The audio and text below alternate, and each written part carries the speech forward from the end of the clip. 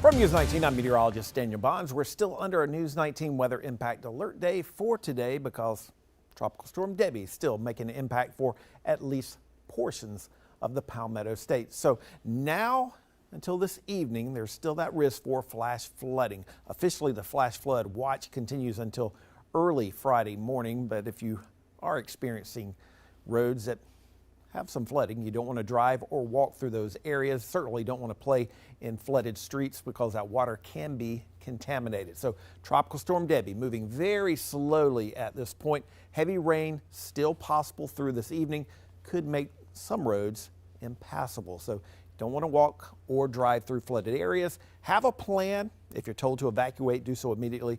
Stay away from down power lines. Know the winds have picked up a little bit. That could cause some trees to topple over.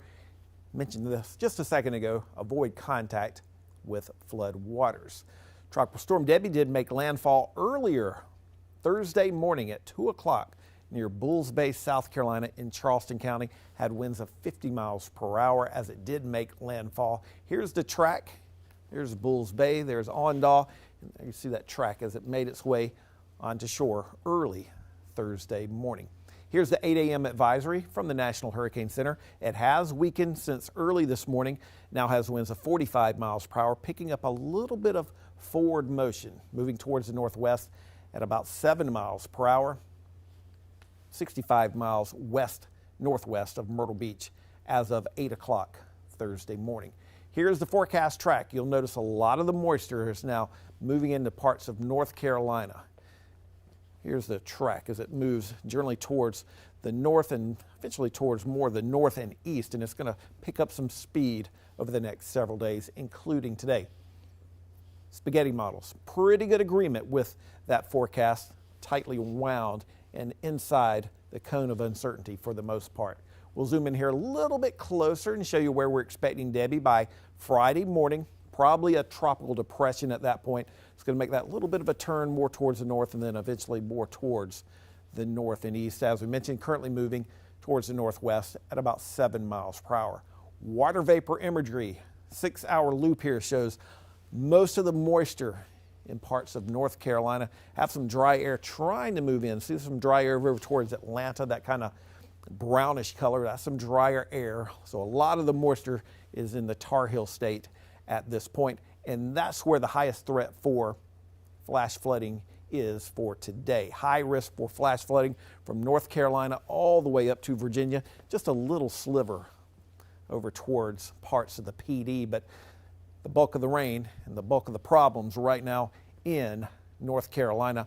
All these red boxes here are flash flood warnings. So flash flood warnings in effect for a large part of North Carolina as Tropical Storm Debby continues to bring rain to North Carolina. You'll notice for us here in South Carolina in the Midlands, the rain kind of decreases pretty quickly. And by the time we wake up Friday morning, most of that shower activity should be out of here. Here's our forecast for today, closer to the Palmetto State. This is 3 o'clock this afternoon. Rain starts to break up, although there'll still be some heavier downpours at least possible. And 6 o'clock, basically isolated showers at that point. A few isolated showers still possible later this evening and tonight. This is 9 o'clock. Debby continues to move out of our area. Our clouds will start to decrease, and then by the time we get to noon, maybe even before noon, a lot of sunshine.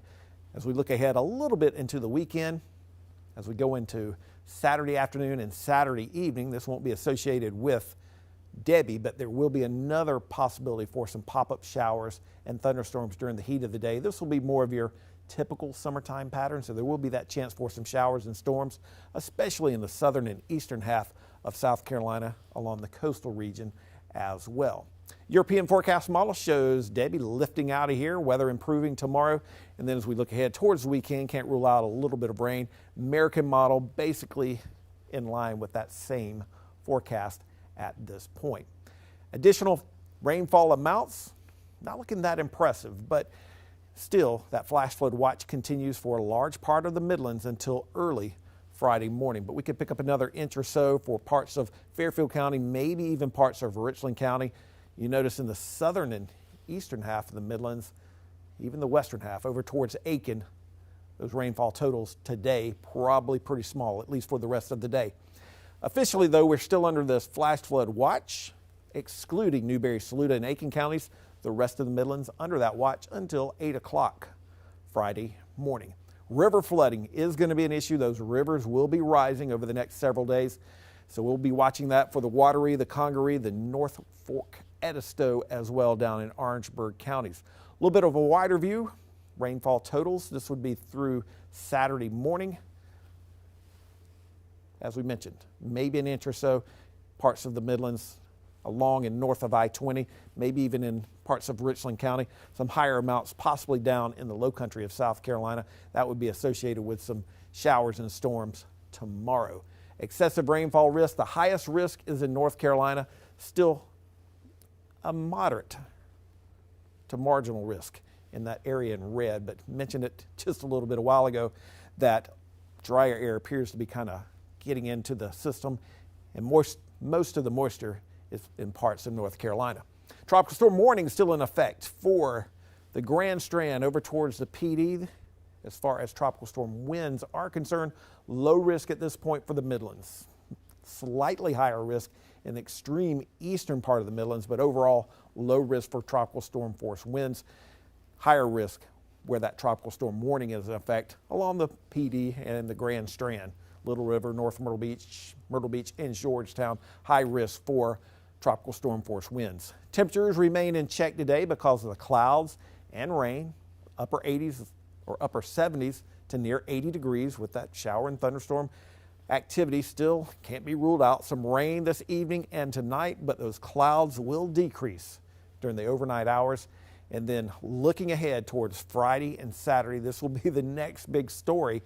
Is going to be the heat. The heat returns. It's going to be humid. Heat index values maybe up to 109 on Friday, 108 on Saturday. Heat index, not an issue today, but as those temperatures rise, certainly into Friday and into the weekend, it looks like heat index values will be climbing.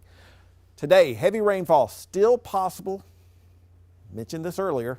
A lot of that moisture is in North Carolina at this point. Tomorrow, temperatures in the low 90s. Low 90s Saturday, Sunday. Can't rule out a few pop-up showers and storms over the weekend. Small chances for rain on Monday. Scattered showers and storms are possible on Tuesday. Rip current still a high risk along the coastal region of South Carolina. Dangerous and potentially life-threatening rip currents along the coast if you are heading to the beach. Keep that in mind. Over the weekend, Myrtle Beach, scattered showers and storms, highs in the mid to maybe even upper 80s. Charleston near 90 degrees both Saturday and Sunday. And it does look like it'll probably be a little bit on the drier side in the upstate of South Carolina. 93 degrees shooting for in Greenville, 90 degrees on Sunday with only a small chance for a little bit of rain. 8 to 14 days out, slightly wetter than normal conditions. That would be August 15th through August 21st. And it looks like we may be slightly warmer than normal during that same time frame for the majority of South Carolina. So far, we've had 4 named storms. Obviously, our last one, or most recent one, Debby. Here's the tracks from all the tropical systems so far this season. Debby made 2 landfalls, made that landfall near the Big Bend, and then made the landfall earlier near Bulls Bay in South Carolina. We're also watching this area. National Hurricane Center gives us about a 20% chance of further development. I know we haven't quite gotten rid of Debby as of yet, but you always have to kind of look ahead.